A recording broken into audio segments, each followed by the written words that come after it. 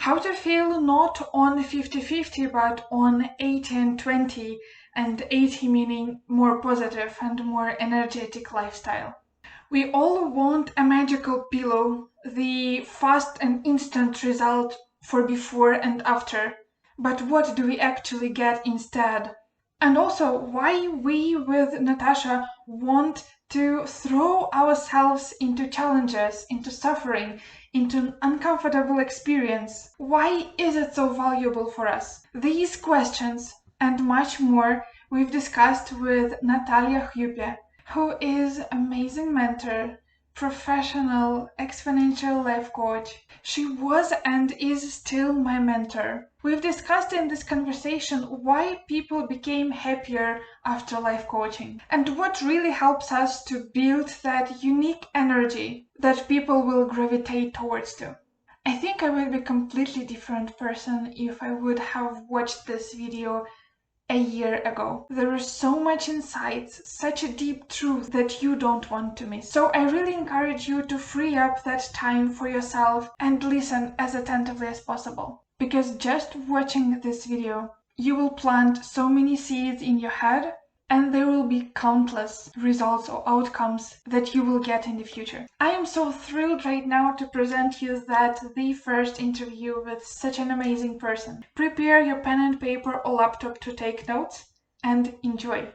Hello, Natasha, and I am so grateful for you to accepting my invitation to come in and have an interview with me, and it is really honor and a pleasure because I think I want to start how we get to know each other. And do you remember that point in our relationships? Yeah, I do. It's good to be here. It's fun. I'm excited. Yes, because I was teaching. I was a mentor coach in the program, and you were in the group, and I think you were the youngest one, right? Yeah. Yeah. And I thought, wow, she's so brave. At that age, I think I was still thinking about boys and picking my nose. So, and you were brave. You were right up there, just asking questions and learning. You're a good example for me. Yeah. Wow. Thank you so much. Yes, and the point is that I was not willing in the very beginning to become a coach. I thought that, okay, I will come here and solve my problems and understand how the mind works. I have no idea whether you do remember this or not, but I was a coach of Andrei. I got just an enormous feeling of realization that, okay, that is mine, that coaching is what I want to do, the coaching is what I can do and able to do.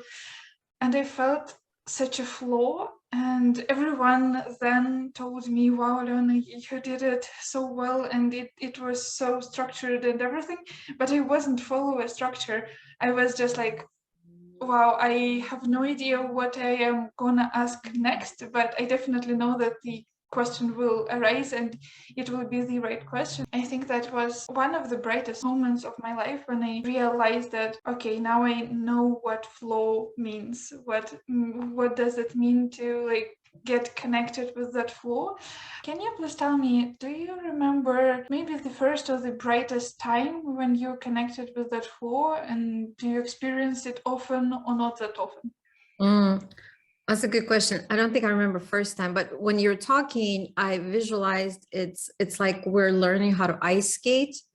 And in the beginning, we're like watching all those professionals thinking, wow, there's no way I can do that, right? But I really want to. It looks really cool. And then we learn how to tie our skates and stand on ice, and then we keep falling.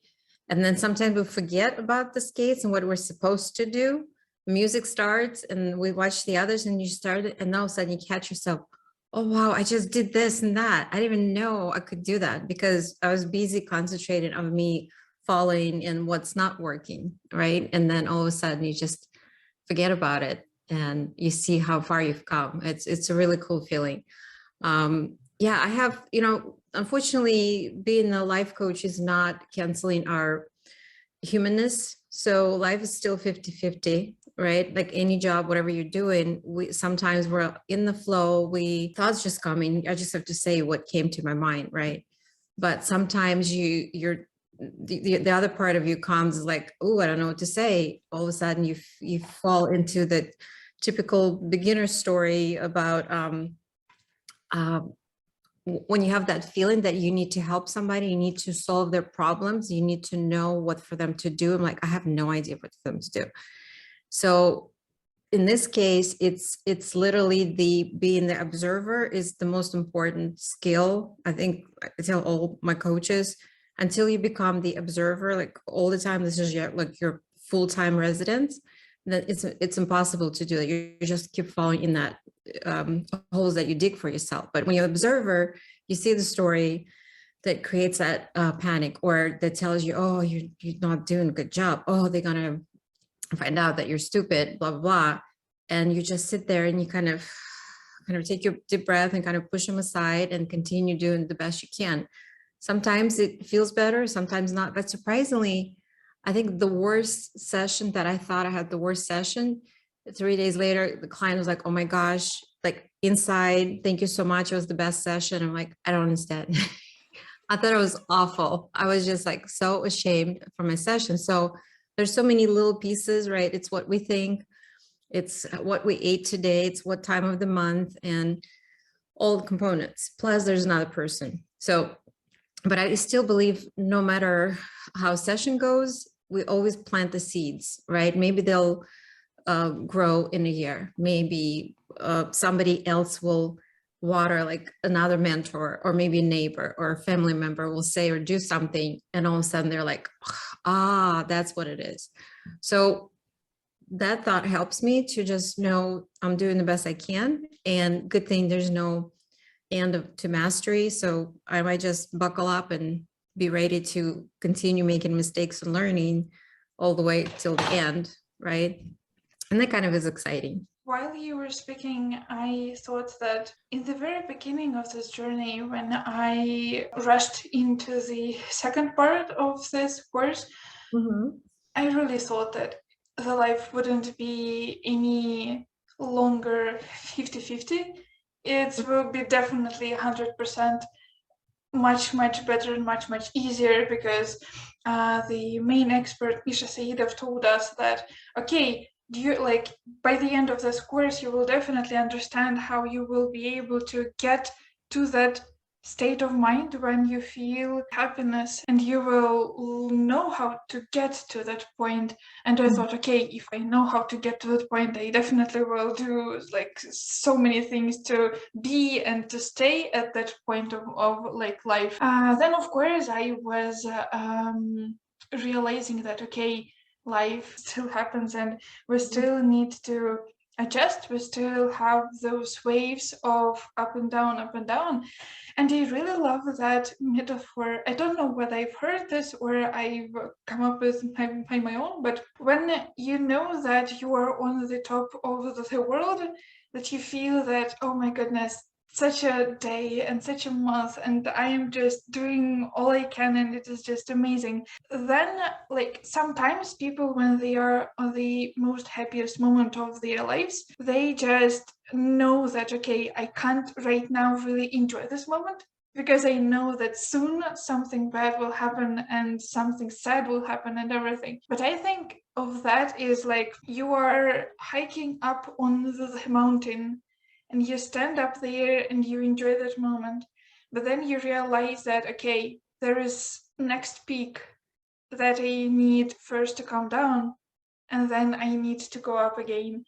And that is all the process. And I also did that video about comparing ourselves with others. And when we compare ourselves with others, we can understand that, okay, if we have that level of mountain, they have that level of mountain. And even though they are showing on like their lives on the social media only when they are on the top, you just can imagine what the way they like have, because they have much more differences between up and down. I believe that just gives us again understanding that we are all humans, we all have problems, and for each of us, absolutely each of us, life is 50-50. And at the same time, we got to remember that every one of us has their own coach. Mhm. Even the highest coaches have their own coaches as well. And it is okay to sometimes be stupid, sometimes be silly, or sometimes don't understand what is going on. And it is such a relief for me to understand that, okay, you have sometimes not the best sessions ever as well, and you have sometimes failures, or you think they are failures, but these are all thoughts. These Mhm. are just all thoughts. And you know about the 50-50, it actually becomes more 80-20 when you accept the things that you were resisting before that, right? So if I wake up and feeling anxiety, my thoughts like something's wrong, what's happening, this is a bad day, and then I get inside like, oh, I forget, that must be my other 50. So I accept that anxiety and immediately I feel great. I'm like, first of all, I'm excited that I saw it as an observer, and then accepting that feeling. Same thing when we accept anger, for example, right? If you look at anger and that created by changing situation, it's in reality, it's really beautiful feeling. You can look inside and it's like art on its own. It looks completely different than love, happiness, contentment, etc. It's just different. And when we accept that different, then we balance it off. And it feels like today was a great day. I got angry, then I figured it out, then we made up or whatever, right? So it's literally life is continuing going the way it is. Life in reality is just is. We think it's, 50-50. It's also our concept. But Yes. we, thanks to coaching, we can bring ourselves to 80-20 when it feels like I can't manage this 20. I can't agree with the reality. I'm just pissed with the world, right? But other times you're finally, that's what happened. What's the best thing I can do for myself? And that pulls you on the other side. And also, I think that it is amazing to compare each day or each mood or each emotion with a color. Today was gray, Mm-hmm. but it's not bad gray or good gray, it's maybe a silver gray Yeah. or a gold yellow or like everything. And I had that conversation with my mom, and she will watch this. We were discussing the colors for my brand, and we were discussing, okay, what if we go with brown because I have kind of brown hair? And she was just like, no, brown is kind of sad color and you don't want to do this. But there are so many shades of brown, and there are so many different colors, and like, yeah, we have that stereotype that like black, brown, Yeah. gray, dark blue or dark colors, they Yeah. aren't that colorful, they aren't that Mm-hmm. pleasant to even look at, but that's not like this at all. Mm-hmm. Or like purple was the black bad luck in Russia, I remember, or maybe it was in my family. So it's like always called as black cat, poor black cat. He's a bad luck. He's just a cat. And Yes, same with yes. emotions. When I like to look at them as piece of art, then I'm open. I'm open to look at it, which means I open myself up to that energy, which means it can just leave me sooner because I feel myself with acceptance, and that just balances off. Everything is okay. Yeah. Yes, yes. And also, I want to come back to you saying that you are always planting seeds, whether when you coach someone and you're planting seeds in their head, or you growing and developing yourself and doing like courses and studyings, and you know that, okay, probably right after I won't have before and after state, but I know that during that process I planted so many seeds. And for some trees, as a bamboo, you know that they will have like so many years just in the soil, but they will grow so rapidly and you wouldn't understand how that happens so fast. And Mhm. I believe that is an amazing metaphor to understand how the growth might be, because so many people are thinking right now of the courses and whether to come into that course or not, that like, okay, I want to come and check what was the before and after of those people that have done it already. And Mhm. when they didn't get that before and after, they start doubting whether, oh, okay, do I really need to go there? Or probably, does it really worth it? Or Mhm. it is the same with everything, with starting a new habit, or start journaling, or start doing like sports. And we like really, all of us, I think, as a humans, want to have magical pill or realization that, okay, that course will lead you to before and after, and you know that it's going to be true, and we all want this. But at the same time, I think the beauty of that world, of that life, is having those gifts afterwards, when you first done the job, but Mhm. then you realize, oh, okay, right now I had this idea, I can start launching my own business because I have that bravery. And like, can you please tell me how it was it for you, that realization that, okay, for myself or for others, I can plant seeds right now, but don't have the very fast and instant results right away at this moment. Yeah, well, I like how you also mentioned, I said I'm planting seeds, but you also added and seeds for myself too, because an experience for me. And from me working on my mind, on my mind management, and in regards to my relationship with my teenage daughter when she was younger, that was my challenge. And all of a sudden, I see how we talk differently. Like there was not like exactly boom, it just changed. All of a sudden she comes and gives me a hug. I was like, what happened? So you just don't know, you kind of plug and plug and plug, and all of a sudden it's there. Same with my habit of being more organized, and the kind of leveling up in my standard of life, like taking care of my living space, putting the dishes away, etc. All of a sudden, I'm like, I just did the dishes without the typical story in my head. Do I feel like it? No, maybe later, and blah, blah, blah. And I just doing it, and I catch myself afterwards how easy it was, almost like I just went to brush my teeth, didn't think about it. So that, wow, here's another thing, like you constantly add in the coins. How it happened, I don't know. It was not my plan. I wasn't working with my coach on, I need to wash the dishes, but it was just like a side effect of something. But like I said, planting seeds with other people, especially if you're a coach, you're just coach for life. It's not a profession, like it's who you are. Wherever you go, just the way you look at people, the way you smile at somebody and say hello, could be it. Yeah, could be the seed that you plant. Oh, yes. Yeah.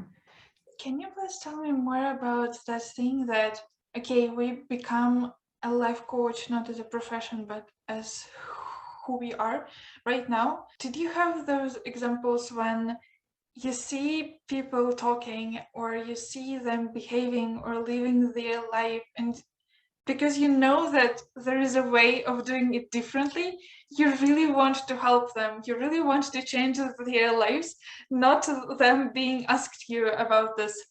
Can you please tell me, how do you feel about this, and how did you behave, and how do you behave right now? That's when happens to all the coaches when they start Yeah. coaching practice, because like, oh, now I have the tools, I can help everybody be better. But what I think I'm likely past this level, well, most of the time, what it shows that you're still not accepting reality because you think people should be different. And it's always like, Again. when finally you get to the point, it's like, there's nothing wrong with the world. There's nothing wrong with them. That's how they live their life. And you just, I think that's what is, you become the space of acceptance and love. And I think that's the most important Input. input. Yes, Yeah, perfect. Thank you. yeah, So it's always. like, it's the most, I think, valuable input that we do in the world when we're trying to create peace and happiness and love, is when we accept what is, right? Because then the energy that you create it spreads, and people just transform without us knowing that. What do you think it is better to start with? Accepting what it is, because you know how hard it is sometimes, because you want to argue with this a lot. You think that for my whole life I was thinking differently and I didn't accept it at all. And if if I accept it right now, I definitely will feel worse because I did not what I've done before and like everything. But why do you think sometimes it's hard for you to accept something? Because I got used to um, doing stuff differently, thinking about it differently, and realizing that okay, right now I need to switch. So was I wrong? That means that I was wrong then. So it's about the manuals that you have, how everything should be. I think so, yeah. And especially if we separate, if we erase the line between black and white, bad and good, should, shouldn't, if this line doesn't exist, then there's nothing for us to compare. There's nothing for us to grab onto. It just happens. Things just happen. And we're just accepted, okay, what's now? And we don't have the story. We don't have the judgment of it. We don't have the story how it should be. We just accept it. And from that clean slate, it's easy for us to adjust, to make decisions, to change something for us, to adjust to it. More like adjusting, to be adaptable. So that's the thing. We need to erase the line that separates the right from wrong, good and bad, which I know some people hear it say, well, then we can just let everybody kill and rape everybody, right? Just let it be. But surprisingly, it's when you accept, like when you go this path, this route, it creates less of that, in my opinion, right? So think about, I just can't think of an example. When, I know I just thought of criminals, let me think. So if I, you want to punish the criminal because he's bad, he did something, right? I don't want to agree with what he did. I reject him. I don't accept him. I'm the one who's suffering this whole time in my thoughts about past that already gone. It didn't happen. And I'm not helping that person to see his light, to see where he got lost. And I'm suffering, and I create more suffering in the world, right? But when we see a person who, let's take criminal again, right, who did something, and I know it's just happened for whatever reasons, how his brain, his body reacted, and there's no, good or bad. I'm just here to offer that space. I see it happen. Acceptance is not, doesn't mean agreeing with what they did. I accept, I'm witnessing that it did happen. I was the witness. It is what it is. And when there's no judgment, I think it's easier for us to move on, accept and move on, accept, move on. Again, you only lean on what's important. What are we for? If I am for love and happiness, and here I'm fighting everybody with just hate and anger, I'm not creating that love and happiness. I think everybody should start doing it. Then I finally feel it. That's how we used to think, right? But you and I know it's the other way. It's all backwards. It's me, like Mother Teresa and Martin Luther King, right? They didn't fight against something. They fought for something. They stood for something. They didn't even fight. Yeah. And I also over here remembered how one of the first concepts during our course was everyone in each part of their journey, they do the best they can. They choose the best option they can. And I do remember walking with my mom in the forest and trying to explain her that concept so she will understand. And I some sort of took the same sample of like a criminal. If someone robs something from another person, and you really tried her to understand that, like for that robber, there is no other way possible to do anything different at this very moment. And that was so hard for her to understand and to accept, because we absolutely think that, okay, it is not right at all. It is not correct. And when we can go to that depth, realizing that, okay, everything what happens right now, it should be this way, it shouldn't be any other way, because it has already happened and it is already happening right now, so we cannot change it anyhow. If we could have been in a different place already. So can you tell me, how do you apply this concept to your life and to your clients? I think it's similar to what we spoke previously. When there's we grew up with instructions, right? We should be doing this, should be doing that. And if it's easy for me, I think it should be easy for them for some reason. Like saying, you know, go to church and read a Bible every morning. And if somebody doesn't do it, I'm like, I know you can. Why don't you do it? Same with physical pain, right?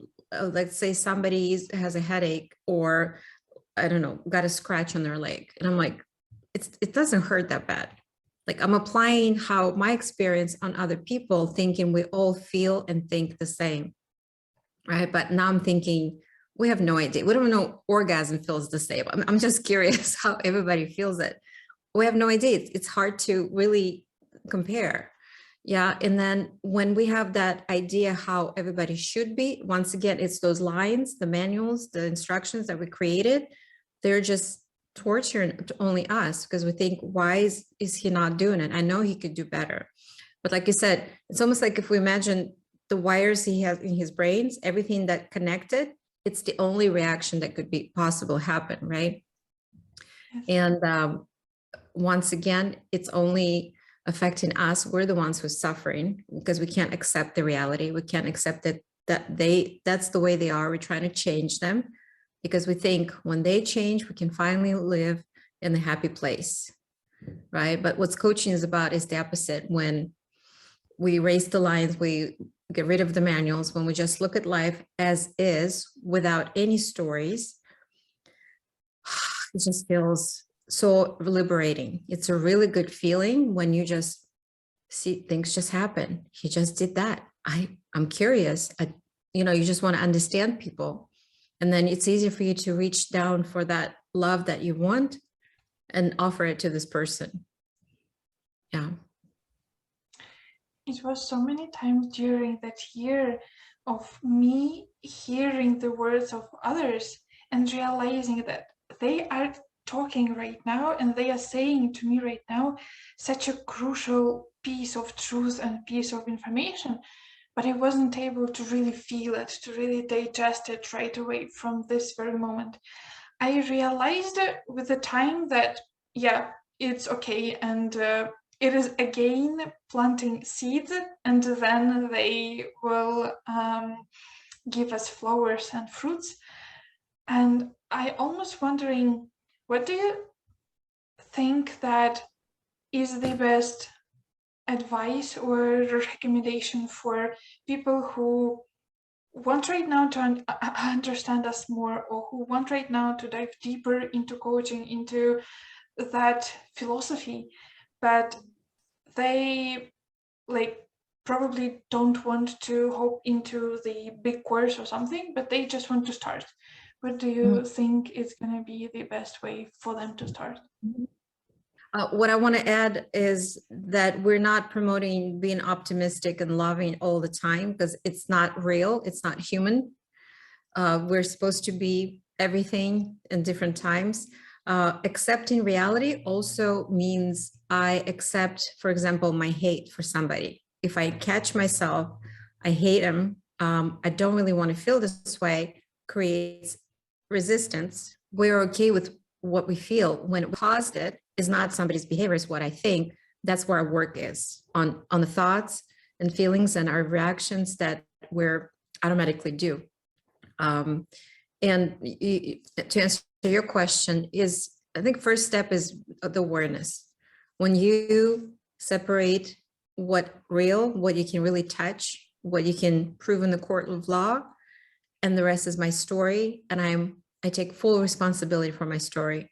Maybe I don't want to let go of my story. Maybe I have instructions for somebody that I want to hold on to, but I know that consequences of that instruction is what I have to deal with. And I take full responsibility. Then it feels very stable position. I feel like a grown up. You know, right now I feel like being angry, and it's my anger. I'm going to sit with it. And it's easy to let it go then, because there's no attachment to the other, to the triggers, to the world. There's no more blame of the world, of the others for my unhappy life. And we let go of idea happy, unhappy. Life just is. And I can choose how to see it. Yeah. Awesome. Can you please tell me what and how do you find a joy in the coaching, and what is a joy for you doing what you're doing each day for so many hours a day? Yeah, how do you know it's many hours a day? Who told you? Yes, you're correct. You know, it's fascination with people. Like, I'm so fascinated to see why they think that way, and what their thoughts create in their life. And it's more and more, you know, working on myself, I really connected with my my value is the love is my number one. And it feels amazing just to love people in their pain, in their suffering, or kind of see what you see inside. Like we talk about seeing the diamond, see the light inside of each. It's so amazing. And a lot of times their inside is also my inside. Like, oh, that's right. Oh, I forgot about that. So it's almost like, you know, I call us vampires. So we kind of suck the energy. We have something, you know, we also get something out of it, but it's literally that, I don't know, communication with people, being in their space, and they're all so different, so amazing. You're fascinated by these amazing people. Most of my clients are coaches. So to see them, what they do, and they're trying to help others, is just, you know, melts your heart. Yeah. Yeah. Do you have any plans for future? Do you have a vision? What would your life be like, and what you be like in several years from now? Yeah, I do, but I'm having hard. I'm working with my coach on that. Wow, nice. Yeah. I'm having a hard time getting out of this where I'm at right now. So, because it would be like completely new level, and the dream that I have is different. Like, I don't want to do like everybody else. So it's more challenging because there's no, oh, I can just copy him and do that. But I know it's same thing. It's love for people and helping people to, you know, find that peace, the happiness that they're looking for. So, I mean, it sounds very simple, but it's creating that space, because I know people benefit from being in my space.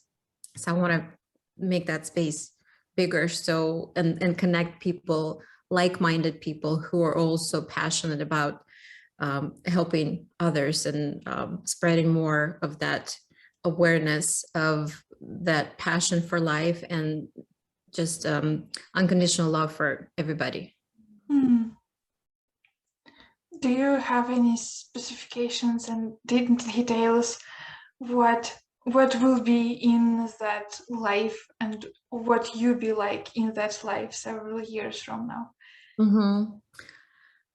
Well, it's a community. It's definitely going to be a community with some activities in it. I definitely would love to do the Blitz coaching. Is my favorite thing I've done in School of Life. Like, it's my top favorite. Just quickly take the problem, turn it around, and everybody benefits from it. I definitely hope, not hope, I know when I become the business owner, I'll work less and make more. That's the bonus that I would love to have, because why not? Right? So I just feel more and more abundant in different areas of my life. Like, it's hard to explain. It just really feels like, why not? There's plenty of abundance of benefits of gold and diamonds and sun and nature and water in this world. And I think it helps us to also produce more abundance in the world if I do it, through myself, and then I pass it on to others, and that's how we create in the world, not in just little life. Do you feel that right now with coaching and like when you've started, it feels like completely new life, and Oh, you, absolutely. Yeah. Before and after. yeah, Yeah, I actually feel like a teenager who was left home alone. She can do whatever she wants. And I have that kid, desire, that badass attitude and passion, like go try new things, because and do it effortlessly and without feeling guilty or explaining yourself. That's what I used to do. Like, do it right. What do you think about it? What do you think? Now you're just doing it because you completely accept all pieces of yourself, and then you just go and live life, and you allow other people to create their own opinions. But if they want to join me, why not? So that's the attitude. I really feel like a kid again. But now I'm a happy kid. Over there, I was like kid who's trying to grow up and suffered and the usual stuff. yeah, Yeah. yeah. I want to set that intention and approach for people that we are doing this not to just get that education, not to just get that certificate, not to get that job and salary. We are doing this to go through our own challenges. And recently, when I moved here in Canada, I had that conversation with one of our students who was in the same cohort on exponential course. And we just hopped into Zoom, and right away he told me, "Oh, hi, Canadian Alona."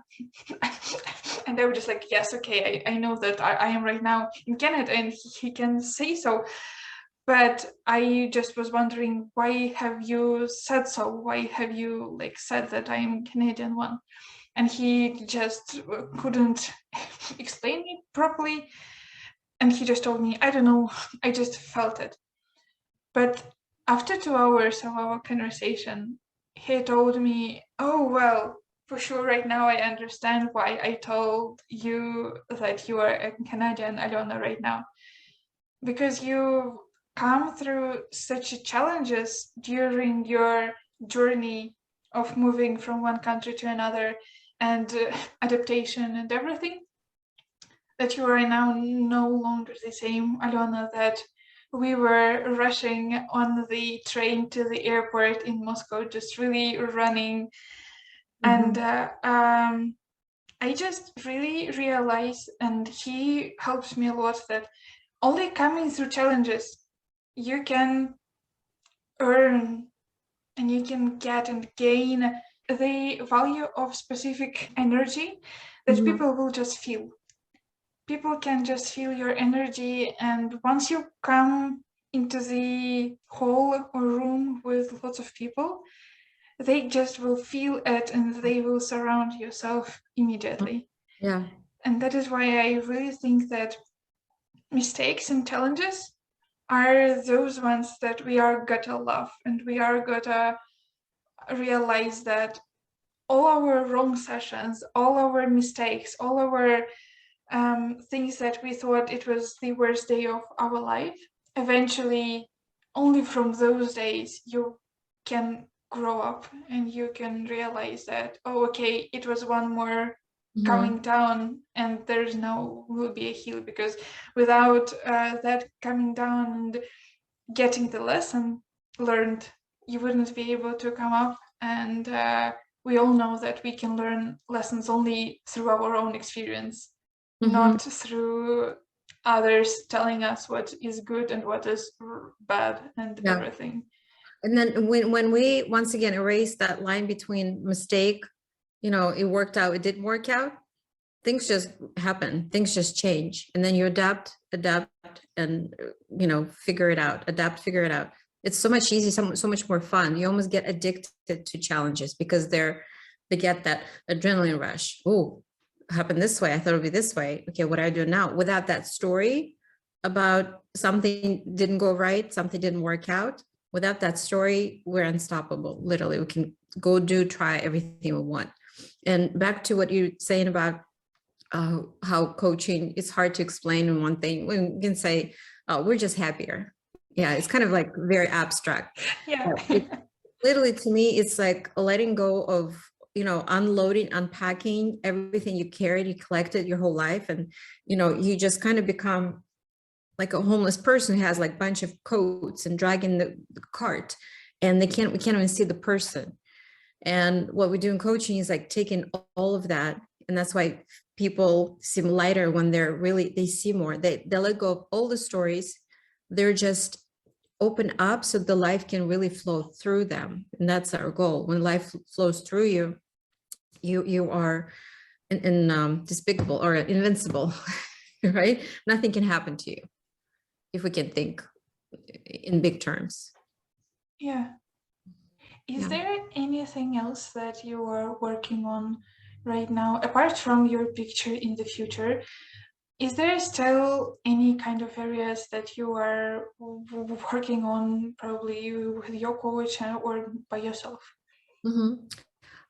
Well, not a couple of things. One thing I work is on my relationships because it's new. I've been single for quite some time, and I was getting back in and forth as my mind changes, as who I am changes. So for me, it's really I'm curious to see, wow, how it is to go date as new me, like I've never dated before.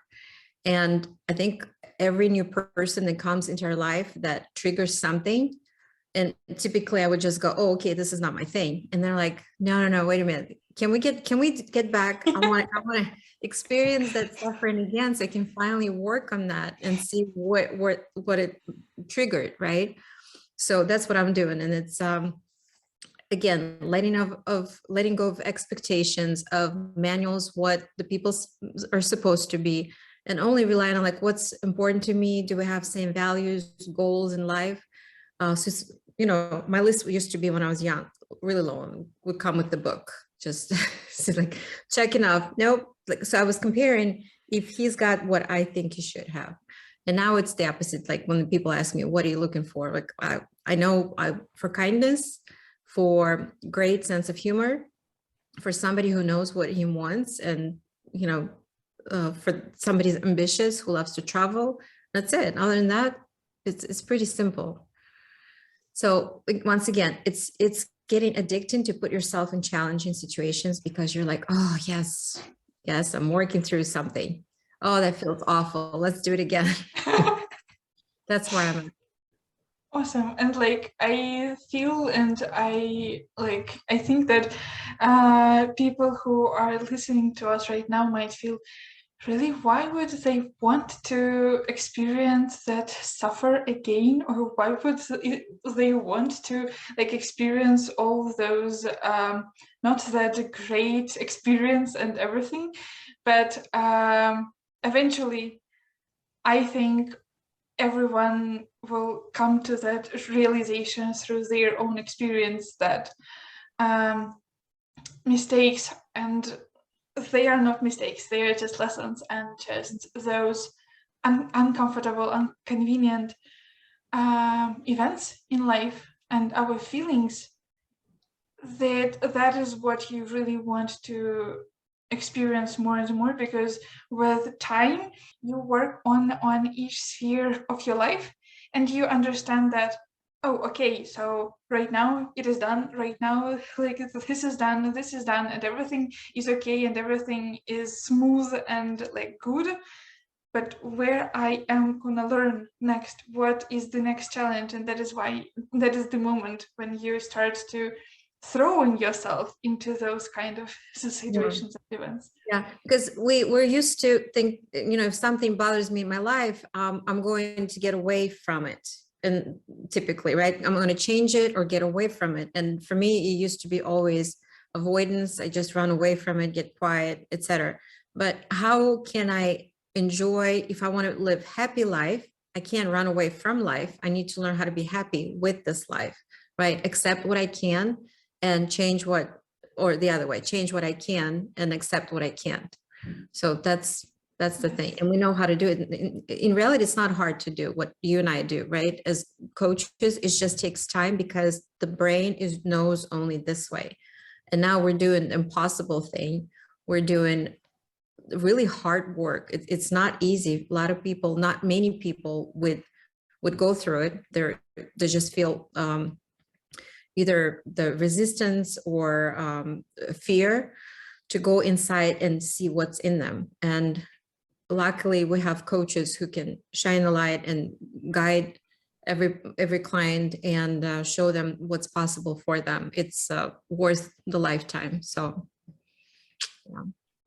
And I think that some of the insights from our conversations today are really precious, and you can learn them only going through your own experience, but that you have shared it with us today, it is just really life-changing, because it feels like a coaching session for me right now, and I want to thank you a lot. And in the end, I want to have a briefly, like several questions, quick question session, and you can tell either one sentence or several, but keep it not that long. Can you please tell me, what is your typical day look like? Oh, I get up at 5. My first session started at 7 because my clients are all over the world, mostly in Europe. So for them, it's 5 p.m. For me, it's 7 a.m. And I like spend my quiet time in the morning to listen to the birds, maybe yoga, maybe meditate. It varies.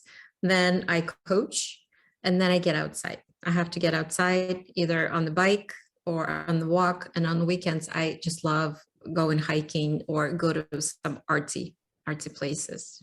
Yeah. Okay. And then I meet friends for dinner, or my daughter. So I do that too. I like that. Awesome. What advice would you give your younger self?